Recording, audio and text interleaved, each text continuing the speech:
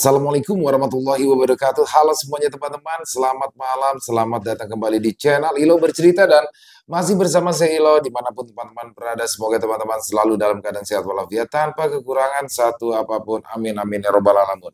Sehat bahagia dimurahkan rezekinya. Pokoknya doa terbaik untuk teman-teman semua ya. Amin amin ya robbal alamin. Dan pada kesempatan yang baik ini kami akan membawakan satu kisah dari penulis favorit kita semua, Isya Waras Senja. Oh, kisah-kisah dari Isya Waras Senja selalu menarik untuk disimak ya teman-teman ya. Tapi sebelum kita masuk ke dalam kisahnya, buat teman-teman mungkin yang baru bergabung atau yang sudah lama bergabung tapi ternyata lupa nih belum diklik tombol subscribe-nya. Ayo dong, bisa diklik dulu tombol subscribe-nya. Jangan lupa lonceng notifikasinya dinyalakan agar teman-teman selalu mendapatkan notifikasi dari konten-konten yang akan kami upload di setiap harinya. Dan untuk channel Lilo Bercerita kami upload setiap hari teman-teman ya, setiap malam jam 9 malam waktu Indonesia bagian Barat. Gak pakai berlama-lama lagi. Pasti udah gak sabaran kan untuk masuk ke dalam kisahnya.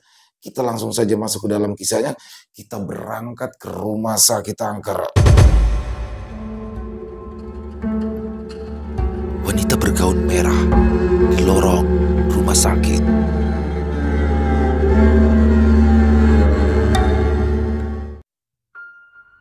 Santi berdiri di ruang tamu rumah kakaknya, Rani. Wajah kakaknya nampak pucat, nafasnya tersengal. Suaminya, Damar, terlihat cemas tetapi berusaha tetap tenang. San, tolong siapkan tasnya ya, ucap Damar dengan suara yang sedikit bergetar. Santi mengangguk. Tanpa menunggu lagi, ia segera masuk ke kamar Rani dan mulai mengumpulkan barang-barang yang penting. Pakaian, perlengkapan bayi, dan dokumen yang dibutuhkan di rumah sakit. Matanya sempat melirik ke arah Rani yang duduk di sofa ruang tamu. Perutnya yang besar membuat setiap gerakannya tampak sulit. Tangan Rani sesekali memegangi sisi perutnya dengan ekspresi kesakitan. "Mbak, masih kuat?" tanya Santi setelah ia keluar dari kamar. Rani hanya mengangguk lemah. Tak ada jawaban yang keluar, hanya helaan nafas yang panjang. Santi merasakan jantungnya mulai berdetak lebih kencang terbawa suasana genting yang menyelimuti malam itu. Damar segera mengambil tas yang sudah disiapkan Santi, lalu ia membantu Rani berdiri. "Kita langsung ke rumah sakit sekarang ya," katanya tegas. Tanpa banyak bicara, mereka bertiga segera keluar dari rumah dan masuk ke mobil. Damar mengambil alih kemudi dengan gerakan sigap, sementara Santi duduk di kursi belakang bersama kakaknya. Sepanjang perjalanan, suasana hening. Suara mesin mobil memecah kesunyian sementara tangan Santi menggenggam erat jemari kakaknya. Dia bisa merasakan keringat dingin di telapak tangannya sendiri. Sesekali, Rani meringis sambil menarik nafas panjang, membuat Santi semakin cemas. Damar terus melirik ke arah kaca spion, memastikan keadaan istrinya. Meski begitu, konsentrasinya tetap fokus pada jalanan.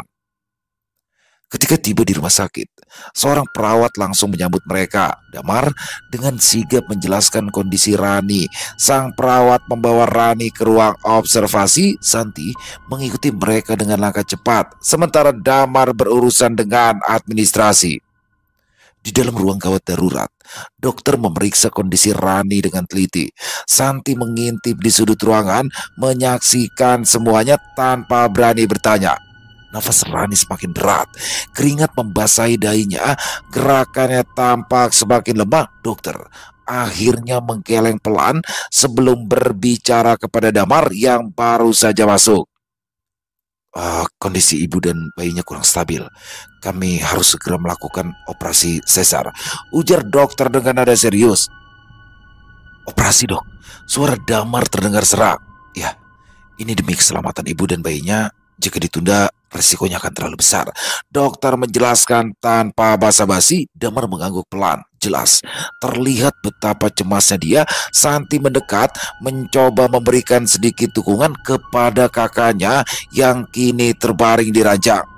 "Tenang ya, Mbak, semuanya akan baik-baik saja," bisik Liri. Rani hanya mengangguk lemah, matanya berkaca-kaca. Tidak lama kemudian, seorang perawat datang untuk mempersiapkan Rani masuk ke ruang operasi. Damar menatap Santi. "Tunggu di sini ya, jangan kemana-mana," katanya sebelum berjalan mengikuti ranjang istrinya. Santi duduk di ruang tunggu, menggenggam kedua tangan erat-erat. Pikirannya dipenuhi berbagai kemungkinan buruk. Bayangan wajah kakaknya yang pucat terus menghantui pikirannya. Santi mencoba menenangkan diri, tetapi suasana tegang di sekitarnya membuat semuanya terasa semakin berat. Jam dinding di ruangan itu bergerak lambat. Setiap detik terasa seperti beban baru yang menekan dada Santi. Dia bangkit dari tempat duduknya, berjalan mondar-mandir sambil sesekali melirik ke arah pintu ruang operasi. Pintunya tertutup rapat, tanpa sedikit pun celah yang bisa memberikan petunjuk tentang apa yang sedang terjadi di dalam. Tidak lama kemudian, Damar keluar dari ruangan itu dengan wajah yang sulit ditebak. Santi segera mendekat. "Bagaimana, Mas?" "Masih berlangsung. Doakan saja ya, agar mereka selamat," jawab Damar pelan. Santi mengangguk. Ia kembali duduk, tetapi kali ini mencoba melafalkan doa dalam hati, berharap segalanya berjalan lancar. Waktu terus berjalan, tetapi pintu ruang operasi tetap tidak terbuka. Santi merasakan kakinya mulai lemas karena terlalu lama berdiri. Setelah hampir 2 jam menunggu, akhirnya seorang perawat keluar dari ruang operasi. "Ibu dan bayinya selamat," katanya dengan senyuman tipis. Santi hampir menangis karena yang baru saja didengar. Ia menatap Damar yang menghela nafas lega. "Alhamdulillah," ucap Damar sambil mengusap wajah. Tidak lama kemudian, Rani dipindahkan ke ruang pemulihan. Santi dan Damar segera masuk untuk menemuinya. Rani tampak sangat lemah, tetapi senyum tipis terlukis di wajahnya. Di sisi ranjang, seorang perawat membawa bayi mungil yang terbungkus selimut putih. "Ini anaknya, Bu," ucap perawat itu sambil menyerahkan bayi itu pada Rani. Air mata Rani mengalir saat menerima bayi itu di pelukannya. Santi berdiri di dekat ranjang. Ia lega sekaligus terharu. Semua ketegangan yang dirasakan beberapa jam terakhir perlahan menghilang, tergantikan oleh kebahagiaan melihat kakaknya selamat bersama bayinya. Damar berdiri di samping Rani, menatap bayi itu dengan penuh cinta. Dia menunduk, mencium kening istrinya. "Terima kasih, Ran. Kamu luar biasa," katanya pelan. Santi tersenyum, membiarkan momen itu menjadi milik mereka berdua. Dalam hati, ia merasa lega karena telah ada di sisi kakaknya di saat-saat sulit seperti ini. Suasana malam di bangsal kelas 2 itu terasa sunyi. Hanya sesekali terdengar suara langkah perawat yang berpatroli atau derit roda ranjang pasien yang dipindahkan. Lampu neon putih memancarkan cahaya dingin, membuat setiap sudut ruangan terlihat pucat. Santi duduk di kursi kecil di samping ranjang Rani, matanya fokus pada buku yang dibawanya. Kakaknya tertidur lemah, wajahnya masih pucat setelah operasi kemarin.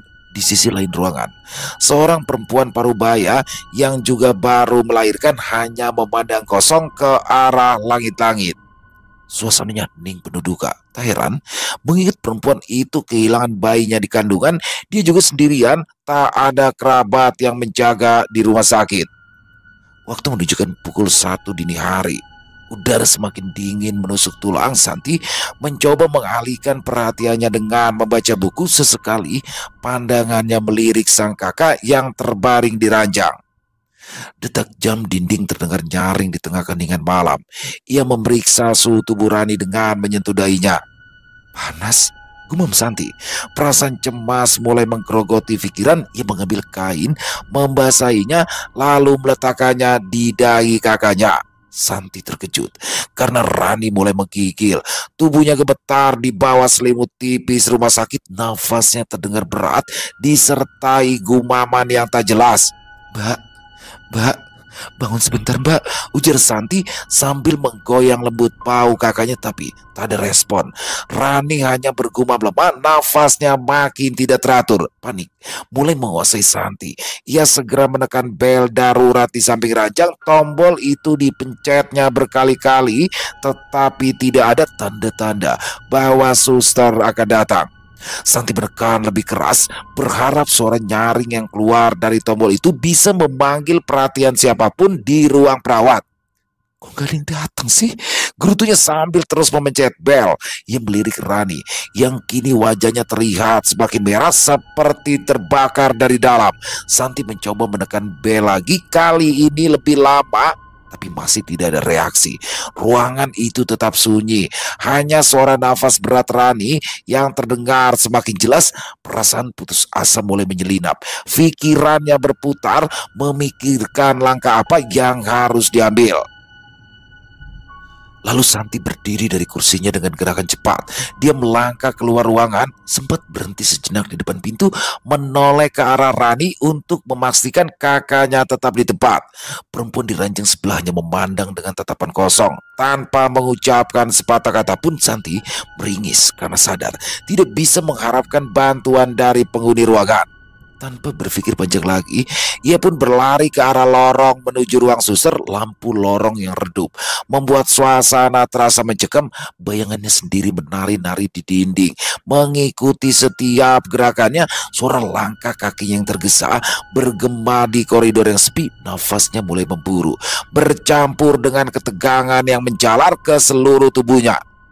Kenapa gak ada satupun suster sih yang datang? Pikir Santi dengan frustasi. Apalagi merasa lorong itu seperti tidak ada ujungnya. Setiap pintu ruangan yang dilewatinya tertutup rapat, menambah kesan seram di rumah sakit di malam itu. Saat mendekati ruangan perawat, dia melihat cahaya dari balik pintu kaca. Harapan kecil muncul di benaknya. Semoga saja ada orang di dalam, gumamnya, mempercepat langkah. Ketika akhirnya ia sampai di depan ruang suster, Santi tidak langsung masuk. Ia berdiri sejenak mengatur nafas yang tersengal-sengal akibat berlari. Pikiran masih kacau, tetapi satu hal yang jelas, ia tidak akan meninggalkan ruangan itu sebelum mendapatkan bantuan untuk kakaknya. Belum sempat ia mengetuk, seorang suster berwajah cantik muncul dari dalam kamar tersebut. Santi menarik tangan suster itu, memintanya agar segera menolong Rani yang mendadak demam di kamarnya. Tetapi perempuan itu memandang Santi dengan tatapan kosong. Dia menuju ke dalam ruangan suster, seakan menyuruh Santi meminta pertolongan yang lain. Santi ingin memaki kesal, tapi ia segera mengurungkan niatnya. Dia tak ingin membuang waktu hanya untuk berdebat pada suster yang tak bertanggung jawab itu. Dia segera masuk ke dalam ruangan suster, memanggil petugas yang mungkin berada di sana sambil menjelaskan kondisi kakaknya. Suasana hati Santi kembali tenang. Setelah suster dan dokter menangani Rani, demamnya perlahan turun setelah diberikan obat dan pemeriksaan lebih lanjut. Santi duduk di kursinya, merapikan selimut kakaknya yang masih terlihat lemah. Sesekali ia melirik ke arah jam dinding. Jarum pendeknya mendekati angka 4. Fajar hampir tiba. Rasa lelah mulai menggerogoti tubuhnya. Kantuk yang semula menguasai perlahan tergantikan oleh rasa lapar yang menyengat. Perutku kosong dari malam tadi, gumam Santi sambil mengelus perutnya. Dia mencoba mengabaikan rasa tersebut, tetapi semakin ia bisa berpikir untuk bertahan, rasa lapar itu justru semakin kuat. Suara langkah terdengar dari lorong. Pintu kamar terbuka pelan. Damar muncul dengan wajah yang letih. Kakak iparnya melangkah masuk dengan tas di tangan, lalu berhenti di samping Santi. "Gimana kondisi Rani?" tanya Damar sambil melirik istrinya yang terbaring di ranjang. "Udah lebih baik. Tadi sempat demam tinggi, tapi dokter sama suster langsung menangani," jawab Santi. Ia memandang wajah Damar yang tampak kusut. Lingkar hitam di bawah matanya menandakan kelelahan yang tak jauh berbeda dari dirinya. Damar mengangguk pelan. Ia menarik kursi di dekat ranjang, kemudian duduk dan menghela nafas panjang. "Kamu pasti capek. Udah makan?" tanyanya tanpa menoleh. Santi menggeleng. Tahu jawaban itu tidak akan terlihat oleh Damar. Ia berdiri dan meraih tas kecil miliknya yang terselip di balik kursi. "Saya lapar, mau cari makan di luar sebentar," ujarnya. Damar segera menoleh. Ekspresinya berubah tegas. "Ngapain cari makan? Masih ada roti di tasku," ujarnya sambil menunjuk tas yang ia bawa. "Makan itu aja dulu. Nanti kalau sudah terang baru cari makanan lain." Santi tidak bersedia. Roti dingin dan keras tidak bisa mengganjal perutnya saat ini. "Aku nggak bisa cuma makan roti, Mas. Lagi pula aku juga butuh udara segar. Kepalaku rasanya pening kalau terus-terusan di sini. Balasnya, Santi, kamu itu perempuan. Malam-malam begini gak aman keluar sendirian, ujar Damar, suaranya penuh kekhawatiran. Santi mendesah. Aku tahu mas, tapi aku cuma mau ke warung depan rumah sakit. Deket kok, gak lama juga, ujarnya berusaha menenangkan. Damar terdiam, tetapi raut wajahnya masih menunjukkan jelas bahwa ia tidak setuju. Ia lalu mengeluarkan roti dari dalam tasnya dan menyodorkan ke arah Santi. Makan ini dulu, kalau memang lapar banget. Minum aja yang banyak. Warung depan rumah sakit juga belum tentu masih ada yang buka kok. Aku nyangka yang ada malah kembung mas. Santi menatap roti itu dengan enggan, perutnya yang keroncongan menolak kompromi. Dia mengalihkan pandangannya ke arah Rani yang kini tampak lebih tenang. Nafas kakaknya sudah teratur, wajahnya tak lagi semerah tadi. Dalam hati Santi merasa yakin meninggalkan Bangsar sebentar saja tidak akan jadi masalah besar. Aku janji gak lama kok mas. Kalau memang ada apa-apa langsung telepon aja. Nomorku kan selalu aktif, katanya sambil mengambil tas kecil berisi dompet dan ponselnya. Ia berjalan ke pintu tanpa menunggu respon lebih lanjut dari Damar. Ya sudah, tapi hati-hati San. Jangan lama-lama ya. Suara Damar terdengar tegas, tetapi tidak mencoba menahan adiknya lagi. Mungkin ia tahu melarang Santi akan berjumpa. Tanpa menoleh, Santi mengangguk singkat dan melangkah keluar. Udara dingin dini hari segera menyambutnya begitu ia melewati pintu utama Bangsal. Lorong rumah sakit yang semula terasa menyesakan, kini perlahan tergantikan oleh angin segar dari luar. Santi melangkah cepat, memastikan dirinya tidak menghabiskan waktu terlalu lama di luar. Sementara di dalam hatinya ada perasaan sedikit lega, bisa keluar sejenak dari atmosfer ruang rawat inap yang terasa kaku. Lorong rumah sakit terasa lebih sunyi daripada biasanya. Cahaya lampu neon memantul di lantai keramik putih yang dingin, memberikan kesan steril sekaligus menegangkan. Santi melangkah pelan. Tas kecilnya menggantung di bahu. Sepatu kets yang dikenakannya nyaris tak bersuara saat menyentuh lantai. Santi melirik ke arah sekeliling. Setiap pintu di kamar inap tertutup rapat tanpa sedikit pun celah. Tidak ada tanda-tanda kehidupan dari dalam kamar-kamar itu. Sepertinya semuanya masih tertidur lelap. Aneh, biasanya lorong rumah sakit tidak pernah terasa sepi sepanjang ini, tetapi malam itu langkahnya terasa seperti tidak pernah mendekati ujung lorong. Kenapa rasanya jauh banget ya? Gumamnya pada dirinya sendiri. Santi berhenti sejenak, menarik nafas dalam-dalam untuk mengusir perasaan gelisah yang mulai merayap. Dia mencoba mengabaikan suasana tidak nyaman tersebut untuk meyakinkan dirinya bahwa ini hanyalah efek kelelahan dan rasa lapar. Dia harus keluar, meski sekedar mencari udara segar atau segelas teh hangat dari warung yang ada di dekat rumah sakit. Saat melanjutkan langkah, tatapannya tertumbuk pada sesuatu di ujung lorong. Ada sosok seseorang berdiri diam, hampir tidak bergerak. Sosok itu memakai pakaian berwarna merah mencolok yang terlihat kontras dengan dinding putih lorong rumah sakit. Dari kejauhan, Santi tidak bisa memastikan siapa atau apa itu. Siapa itu? Kok bisa berdiri sendirian di sana? Tapi syukurlah, berarti kan aku nggak sendirian, pikirnya. Rasa penasaran mendorong langkahnya untuk mendekat. Semakin dekat dia berjalan, semakin jelas detail pakaian sosok itu. Gaun merah yang panjang melambai pelan tertiup angin. Rambut panjang hitam sosok tersebut jatuh terurai, menutupi wajahnya hingga sulit dikenali. Bau kurusnya yang tertutup kain longgar memperlihatkan tubuhnya yang ringkih. Santi berhenti di tengah jalan. Tubuhnya mendadak tegang. Ya, ada sesuatu yang salah. Nalurinya berteriak, memintanya untuk mundur, tetapi rasa penasaran itu terus menariknya mendekat. Dia mencoba memanggil, meskipun suaranya bergetar. Permisi mbak. Tidak ada jawaban. Sosok itu tetap diam seperti patung, tidak memberikan respons apapun. Santi melangkah lebih dekat. Hatinya mulai berdebar kencang. Ada sesuatu yang ganjil pada sosok itu. Bukan hanya gaunnya yang longgar atau rambutnya yang menutupi wajah, tetapi juga kehadirannya yang terasa tidak nyata. Saat jaraknya hanya tinggal beberapa meter, Santi menyadari sesuatu yang membuat darahnya berdesir. Ya, kaki perempuan itu tidak menyentuh lantai, dia melayang beberapa sentimeter di atas permukaan keramik. Seketika itu juga rasa takut di tubuhnya meledak menjadi kepanikan. Wajah Santi memucat, nafasnya tertahan di tenggorokan. Dia berbalik, meninggalkan sosok itu di belakangnya. Langkahnya yang sudah cepat berubah menjadi lari kecil. Dia tak lagi berani menoleh. Bulu kuduk yang meremang dengan hebat karena ketakutan. Lorong itu semakin terasa panjang kini, seolah seperti tidak memiliki ujung. Santi terus berlari, berharap bisa segera sampai ke pintu keluar, tetapi langkahnya terasa berat, seperti ada sesuatu yang menariknya kembali ke arah belakang. Suara sepatunya bergema di lorong yang kosong. Setibanya di tikungan, Santi berhenti sejenak untuk mengatur nafas. Dia memegang dadanya yang berdebar keras, mencoba mengumpulkan keberanian untuk menoleh ke belakang. Ketika dia berbalik, rupanya lorong itu sudah kosong. Sosok bergaun merah tadi menghilang seperti asap ditiup angin. Santi menelan ludah, mencoba menenangkan pikirannya.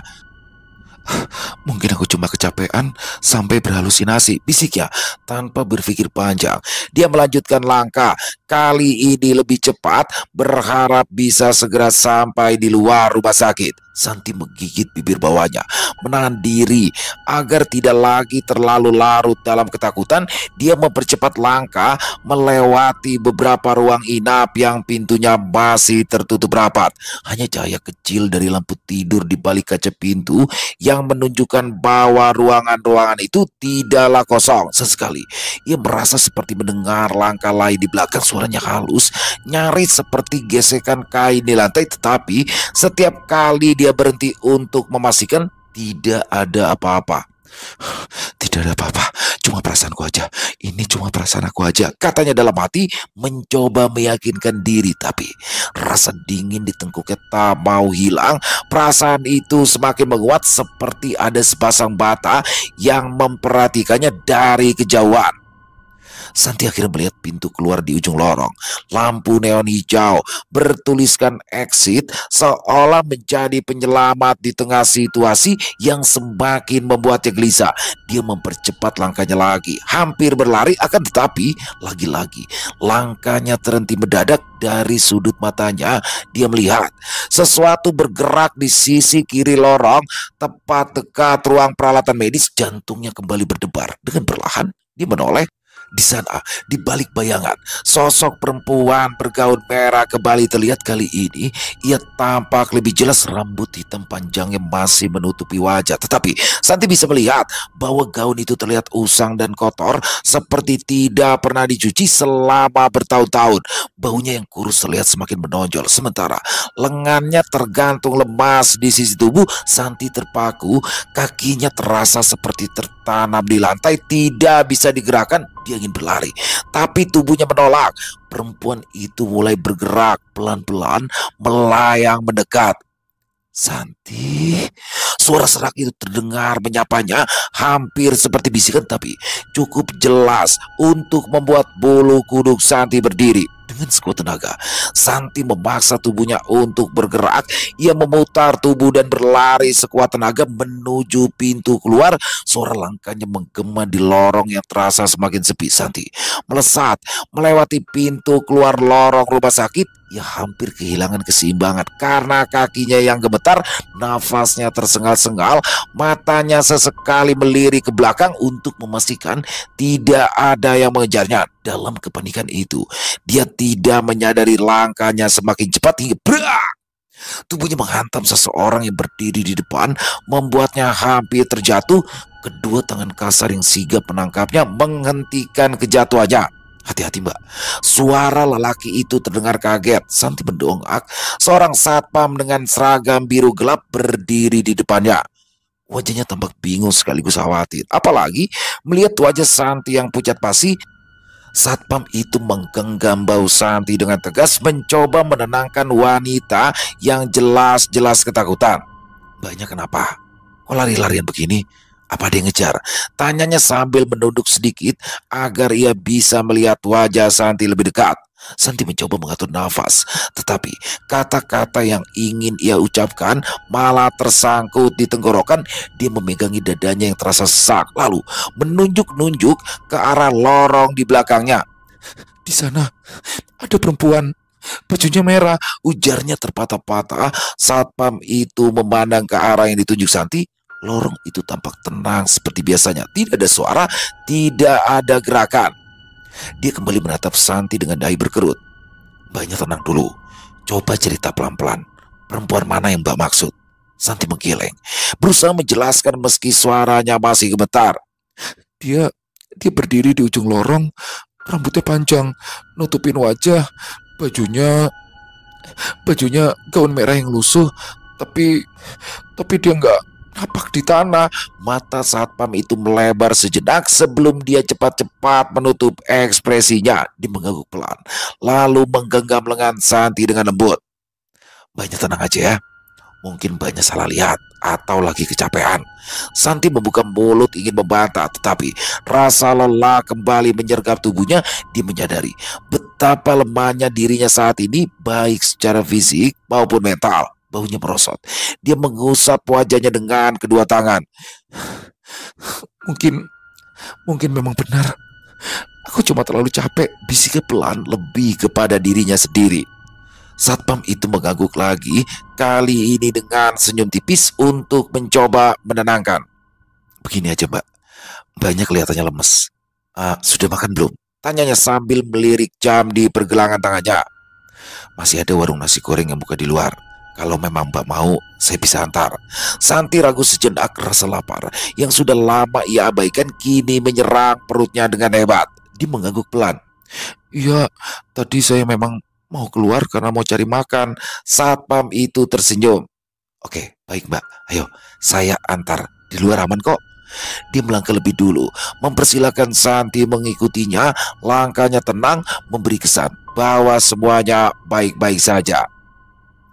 Di luar rumah sakit, udara terasa lebih segar, lampu jalanan yang redup, dan beberapa suara kendaraan dari kejauhan memberikan suasana yang berbeda dari keheningan lorong tadi. Satpam itu berjalan di samping Santi. Sesekali ia meliriknya untuk memastikan Santi baik-baik saja. Warung nasi goreng itu berada di ujung jalan, tidak terlalu jauh dari gerbang rumah sakit. Lampunya remang-remang, tetapi aroma gurih nasi goreng yang tercium dari sana langsung menggugah selera Santi. Tanpa sadar, langkahnya menjadi lebih cepat. "Ayo Mbak, silakan duduk," ujar satpam itu sambil menarikan kursi kayu untuk Santi. "Mau pesan apa? Biar saya pesankan ke penjualnya." Santi mengangguk lemah, lalu menjawab dengan suara pelan. "Nasi goreng biasa aja, sama teh hangat." Satpam itu segera memesan makanannya untuknya, lalu kembali duduk di seberang Santi. "Mbak kerja di rumah sakit ini ya?" tanyanya mencoba mencairkan suasana. Santi menggeleng. "Enggak, kakak saya dirawat di sini. Baru aja melahirkan, tapi kondisinya belum stabil." Satpam itu mengangguk mengerti. "Oh pantes, malam-malam begini masih keluyuran. Pasti capek jagain kakaknya ya." Santi hanya tersenyum kecil sebagai jawaban. Tak lama kemudian, nasi goreng pesanannya datang. Sederhana, hanya dilengkapi telur dadar dan kerupuk, tetapi aromanya sangat menggoda. Perut Santi langsung berbunyi, mengingatkan betapa laparnya dia. Dia meraih sendok, lalu mulai makan dengan lahap. Meski masih dihantui bayangan perempuan berbaju merah tadi, rasa lapar berhasil mengalihkan perhatian Santi. Dia makan dengan lahap, bahkan menghabiskan porsinya lebih cepat dari yang ia kira. Teh hangat yang disajikan setelahnya membantu menenangkan pikirannya yang masih sedikit gelisah. Satpam itu memperhatikan Santi dengan senyuman tipis. "Bagaimana Mbak? Sudah mendingan?" Santi mengangguk sambil menaruh cangkir teh di atas meja. "Ya, makasih banyak ya Mas. Namanya siapa ya?" "Arya Mbak," jawabnya sambil mengulurkan tangan. Santi menjabat tangan itu dengan ragu, tetapi senyumnya mulai terlihat lepas. "Makasih ya Mas Arya. Kalau nggak ada Mas Arya tadi, mungkin saya udah pingsan atau teriak-teriak kesetanan." Arya tertawa kecil. "Sudah jadi tugas saya Mbak. Kalau memang ada apa-apa lagi, tinggal cari saya saja di pos satpam. Dia berdiri lalu merapikan seragamnya. Kalau memang sudah selesai, kita bisa kembali lagi ke rumah sakit. Mbaknya kan masih harus menjaga kakaknya kan? Santi mengangguk setuju, lalu ia berdiri dan mengikuti Arya kembali ke rumah sakit. Meski bayangan mengerikan di lorong itu belum sepenuhnya terlupakan, setidaknya perutnya kini sudah kenyang dan ia merasa sedikit lebih tenang. Malam berikutnya, ruangan kelas 2 itu sunyi. Rani tidur pulas di ranjang rumah sakit. Wajahnya masih tampak lemah, tetapi sudah lebih baik dibandingkan hari sebelumnya. Santi duduk di bangku yang diletakkan di dekat dinding. Ia melipat tangan di depan dada, mencoba memanfaatkan waktu untuk beristirahat. Setelah kejadian semalam, ia berjanji tidak akan lagi keluar rumah sakit kecuali di pagi hari untuk berjaga-jaga. Ia membawa bekal nasi dan air mineral dari rumah tadi siang. Tidak ada lagi alasan baginya untuk meninggalkan ruangan. Sebenarnya, masih ada ranjang pasien kosong di kamar itu. Pasien yang sebelumnya sekamar dengan Rani sudah tidak ada ketika Santi datang ke rumah sakit. Mungkin orang itu sudah pulang dijemput keluarganya, atau ya mungkin sudah. Santi bergidik membayangkan kemungkinan lain itu. Ia menggelengkan kepala kuat-kuat. Ibu itu pasti udah pulang ke rumah, bukan meninggal. Pemikiran tersebut bercokol kuat di pikiran Santi sehingga ia ketakutan sendiri. Malam semakin larut. Udara di dalam ruangan semakin dingin. Lampu redup di sudut ruangan memberi kesan remang yang seharusnya membuat suasana nyaman, tetapi justru terasa sedikit mencekam. Santi yang awalnya hanya ingin memejamkan mata untuk mengusir rasa takut akhirnya terlelap meski posisinya kurang nyaman. Suara lirik itu mendadak muncul, seperti bunyi pintu yang terbuka perlahan. Suara engselnya mencicit samar, tetapi cukup jelas untuk membangunkan Santi. Dia membuka mata dan duduk tegak sambil menajamkan pendengaran. Ruangan itu kembali senyap, hanya suara pendingin udara yang monoton mengisi kesunyian. Santi memandang ke arah pintu kamar. Pintu kamar tertutup rapat sama seperti sebelumnya, tetapi dia yakin betul tadi ada suara pintu yang dibuka, mungkin dari luar. Pikirnya, meski siapa yang akan datang ke kamar ini tengah malam begini. Santi menghela nafas, mencoba menenangkan diri. Barangkali hanya imajinasinya saja karena terlalu lelah dan kurang tidur selama 2 malam terakhir. Tetapi sebelum ia kembali bersandar di bangku, telinganya menangkap suara lain. Kali ini bunyi langkah kaki. Siapa? Tanyanya pelan. Suaranya sedikit bergetar. Ia memandang ke sekeliling ruangan, mencoba mencari sumber suara. Tidak ada apa-apa di sana. Hanya Rani yang masih tidur dengan tenang di ranjang. Santi menggeser tubuhnya ke ujung bangku, bersiap berdiri untuk memastikan keadaan. Saat kakinya baru saja menyentuh lantai yang dingin, suara lain terdengar. Kali ini sebuah bisikan. "Mbak." Suara itu jelas berasal dari belakangnya. Tidak keras, tetapi cukup membuat bulu kuduknya meremang. Santi langsung memutar tubuhnya tanpa sempat berpikir, hanya untuk melihat siapa yang memanggilnya. Tapi sayang, gerakan itu terlalu cepat. Tubuhnya kehilangan keseimbangan. Dia hampir jatuh dari bangku jika tidak berpegangan pada tepian ranjang kakaknya. Nafasnya memburu. Tidak ada siapapun di sana, hanya dinding putih kosong. Tetapi suara itu begitu nyata. Ia mengusap wajah dengan kedua tangan, mencoba menenangkan diri. Astagfirullah, astagfirullah, bisiknya lirih menguatkan hati. Santi berdiri dengan hati-hati, menatap ke sekeliling ruangan. Sekali lagi tidak ada tanda-tanda kehadiran orang lain, tetapi dia yakin betul pada apa yang dia dengar. Suara itu terdengar begitu dekat, seolah-olah seseorang sedang berdiri tepat di belakangnya. Mungkin aku harus keluar sebentar, gumamnya pelan. Dia merasa ruangan itu semakin sesak, seolah udara di dalamnya semakin sulit dihirup. Lagi-lagi langkahnya terhenti ketika ia mendengar suara lain. Kali ini lebih jelas. Suara tersebut berasal dari arah pintu tertutup rapat. Daun pintu bergerak pelan. Kalau itu adalah suster yang datang memeriksa Rani, seharusnya mereka akan langsung masuk tanpa bergerak mengendap-endap seperti itu. Tolong jangan main-main ya. Suaranya lirih, lebih pada dirinya sendiri. Dia berharap siapapun atau apapun yang ada di sana tidak bermaksud jahat. Lalu pintu itu kembali tertutup dengan gerakan yang sama pelannya. Santi berbalik cepat, melangkah menuju ranjang kakaknya. Ia merasa lebih aman jika berada lebih dekat dengan Rani. Meski perempuan itu tidak sadar akan apa yang terjadi. Saat dia menduduk untuk memeriksa kondisi Rani, suara yang sama kembali terdengar dan kali ini lebih dekat. Mbak, Santi memejamkan mata, mengucapkan doa-doa pendek yang diingatnya. Ya Allah, lindungi hamba ya Allah, lindungi kakak hamba, bisiknya putus asa. Hawa dingin tiba-tiba saja terasa semakin menusuk, membuat tubuhnya menggigil. Meski begitu, ia mencoba bertahan. Kalau dia kabur ketakutan, siapa yang akan menjaga Rani?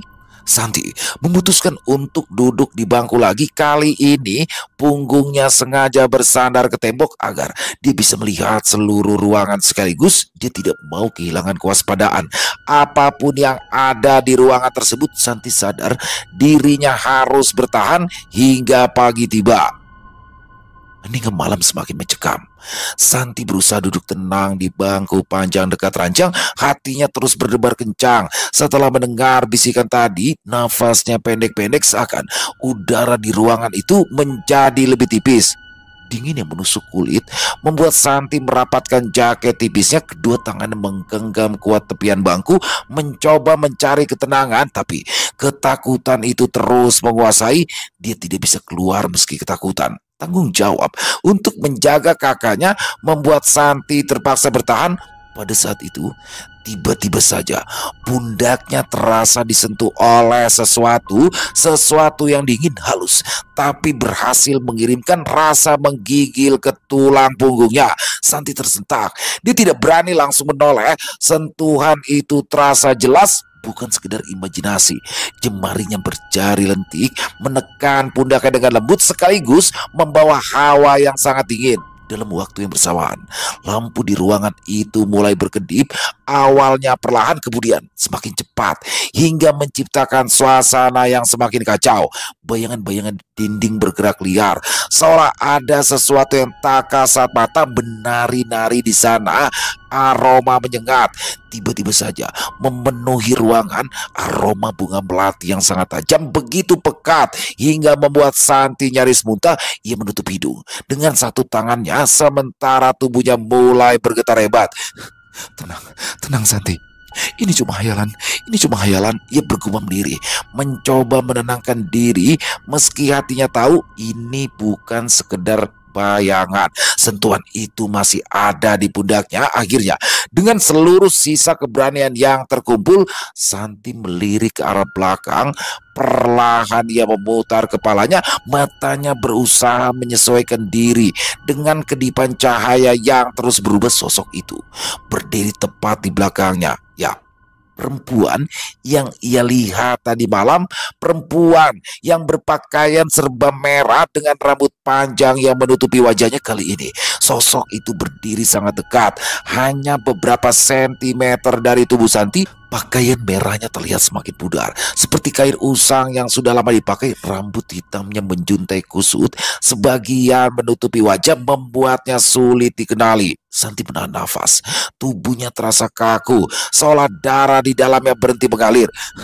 Astagfirullah, astagfirullah, bisikan lirih, tetapi suaranya hampir tidak keluar. Perempuan itu tidak bergerak, hanya berdiri dengan posisi yang ganjil. Tubuhnya condong sedikit ke depan, kepalanya miring ke satu sisi, membuatnya seperti boneka yang rusak. Mata Santi terfokus pada tangannya. Ya, tangan itu yang tadi menyentuh pundaknya. Jari-jari lentiknya begitu putih, hampir transparan, seperti tidak memiliki darah. Kukunya panjang, tampak tajam dan sedikit melengkung. Keheningan tiba-tiba pecah. Lampu di ruangan berkedip satu kali terakhir, lalu mati sepenuhnya, meninggalkan kegelapan pekat. Aroma melati semakin tajam, begitu menusuk hingga Santi merasa dadanya sesak.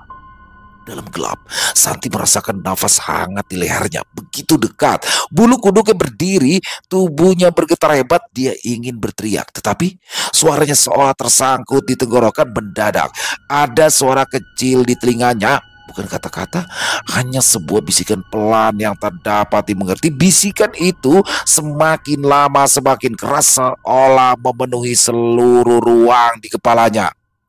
Santi? Itu suara yang sama, tapi kali ini sangat jelas suara perempuan, lirih tapi tajam. Santi tidak bisa lagi menahan tubuhnya. Lututnya lemas, pandangannya mulai berputar. Aroma melati bercampur dengan udara dingin yang menusuk tulang semakin melemahkan kesadarannya. Ia mencoba meminta tolong sebelum segalanya gelap. Tubuh Santi terkulai ke samping, jatuh ke lantai dengan suara keras.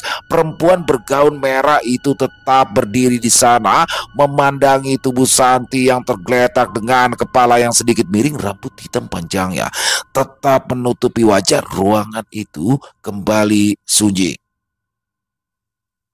Suara denyut monitor dan aroma khas antiseptik menyambut kesadaran Santi yang perlahan kembali. Matanya terasa berat, kepalanya berdenyut hebat, seolah dihantam oleh ribuan jarum. Dia mengerjapkan mata, mencoba memahami di mana ia berada. Lampu terang di langit-langit menyilaukan, membuatnya segera memalingkan wajah. Di sisi tempat tidur, Damar duduk sambil menunduk. Wajahnya tampak lelah, matanya memancarkan kekhawatiran yang mendalam. Ketika melihat Santi bergerak, ia segera mendekat. "San, kamu sudah sadar?" Suaranya rendah, penuh kekhawatiran. Santi menatap kakak iparnya dengan mata berkaca-kaca. Dia ingin berkata sesuatu, tetapi tenggorokannya kering. Air mata yang tadinya tertahan kini mengalir deras. Tubuhnya gemetar hebat dan tangisnya pecah. "Aku takut, Mas. Aku takut." Suaranya patah-patah di antara isakan. Damar meraih tangan Santi, menggenggamnya dengan erat. "Tenang. Kamu aman sekarang. Ceritakan apa yang terjadi." Santi mencoba mengatur nafas di sela tangisnya. Perlahan, dia mulai menceritakan apa yang dialaminya tadi malam. Mulai dari suara-suara aneh, hingga sosok perempuan berpakaian merah yang muncul di belakangnya. Suaranya bergetar ketika sampai pada bagian di mana ia merasa disentuh oleh tangan dingin itu. Damar mendengarkan dengan seksama. Sesekali ia mengangguk meski wajahnya tampak bingung dan tak percaya. Tetapi dia tidak memotong cerita Santi. Dia membiarkan adik iparnya meluapkan ketakutannya. Saat Santi selesai bercerita, salah seorang perawat yang sedang memeriksa pasien di ruangan itu berhenti di dekat mereka. Perawat itu seorang perempuan muda dengan rambut yang diikat rapi, memandang Santi dengan raut wajah serius. "Mbak, maaf, saya ikut mendengar cerita Mbak tadi," kata perawat itu dengan nada hati-hati. "Boleh saya bicara sebentar?" Damar menoleh, sedikit bingung dengan keberadaan perawat itu. Meski begitu, dia tetap mengangguk, memberikan isyarat agar Santi juga mendengarkan. Perawat bernama Mega duduk di kursi di sisi lain tempat tidur. Wajahnya tampak ragu, tetapi ia mulai berbicara dengan suara pelan.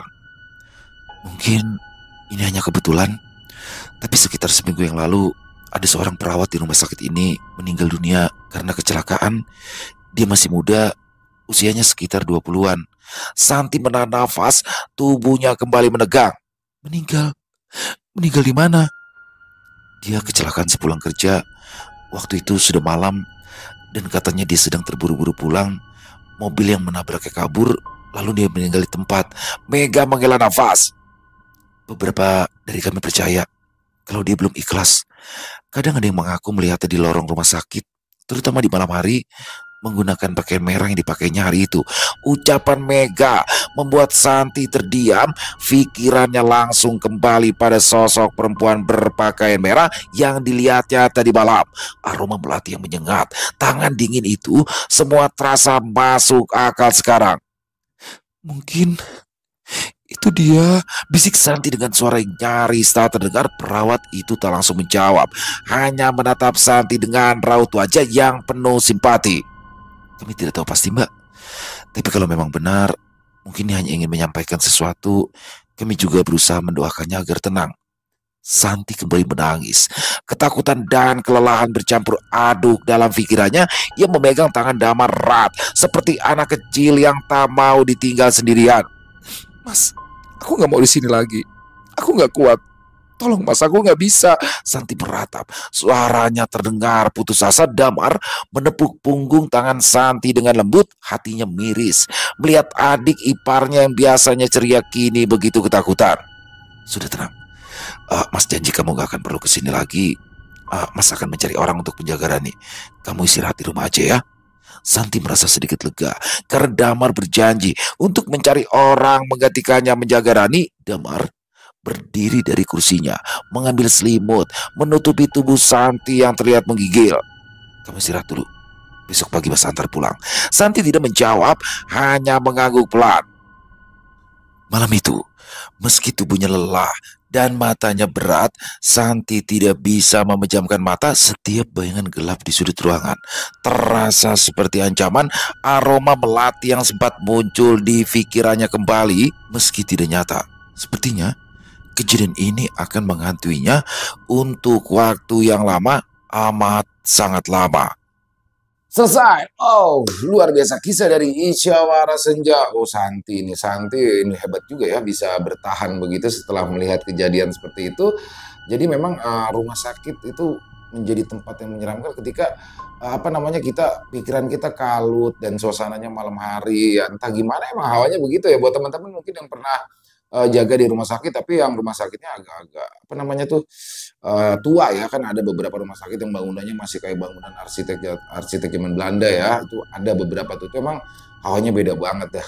Dan memang ya seperti itulah, seperti apa yang dialami Santi, dia diikuti oleh salah seorang perawat, yang mungkin perawat yang awalnya itu tuh dia tuh. Jadi emang serem banget di sini bagaimana. Tapi yang saya lihat poinnya di sini adalah bagaimana seorang adik yang dengan tulus, dengan ikhlasnya menjaga kakaknya yang habis lahiran ya teman-teman ya. Jadi apapun itu dia terus maju terus, dia nggak takut. Tapi tumben ya, Isyawara Senja bikin kisahnya yang dark banget, yang horornya tuh kayaknya kayak dapet banget ya. Kan biasanya kalau Isyawara tuh lebih kepada plot twist atau endingnya nggak bisa ditebak. Tapi kali ini bener-bener kayak gigit banget, horor. Keren banget Isyawara Senja ya. Apalagi kalau digabungin ya, dark begini tambah plot twist tambah keren lagi. Semoga kisah selanjutnya lebih keren lagi ya untuk Isyawara ya. Dan semoga kisah barusan bisa menghibur teman-teman semua para pecinta penikmat horor misteri. Lebih khususnya lagi kepada para subscriber dari channel Ilo Bercerita. Silakan yang punya komentar lain, yang punya pendapat lain, bisa menuliskan di dalam kolom komentar ataupun hanya sekedar saling menyapa. Insya Allah kami akan menjawab satu persatu. Buat yang suka dengan videonya bisa diklik tombol like-nya, tombol jempolnya ya. Boleh juga dong dibantu share link videonya ini ke teman-teman yang lain agar juga ikut merasa terhibur. Dan buat yang belum subscribe, sekali lagi ayo dong diklik bisa tombol subscribe. Jangan lupa lonceng notifikasinya dinyalakan agar teman-teman selalu mendapatkan notifikasi dari konten-konten yang akan kami upload di setiap harinya. Kami juga ingin mengucapkan terima kasih kepada teman-teman yang sudah selalu setia mendukung kami, yang sudah selalu hadir setiap harinya, karena teman-temanlah kami selalu bersemangat berkarya di setiap harinya. Oh iya, buat teman-teman mungkin yang punya kisah horor misteri yang diangkat dari kisah nyata yang berdasarkan pengalaman pribadi, apabila mungkin berkenan dibawakan di channel kami, silakan bisa mengirimkannya ke nomor telepon kami yang ada di sini, dan bebas ya. Kirimannya boleh dalam bentuk tulisan, boleh dalam bentuk voice note atau rekaman suara. Senyamannya teman-teman aja, bebas pokoknya ya. Buat teman-teman yang sudah mengirimkan kisah, kami ucapkan terima kasih. Dan di akhir kata, saya Ila mengucapkan permohonan maaf apabila mungkin dalam pembawaan kisahnya barusan ada kata-kata saya yang salah ataupun ada kata-kata saya mungkin yang kurang berkenan. Saya mohon dibukakan pintu maaf yang seluas-luasnya. Sampai berjumpa lagi di konten-konten kami selanjutnya. Pasti tidak kalah serunya, pasti tidak kalah horornya. Masih bersama saya Ilo di channel Ilo Bercerita. Salam sehat, sukses, bahagia selalu untuk kita semua. Wassalamualaikum warahmatullahi wabarakatuh.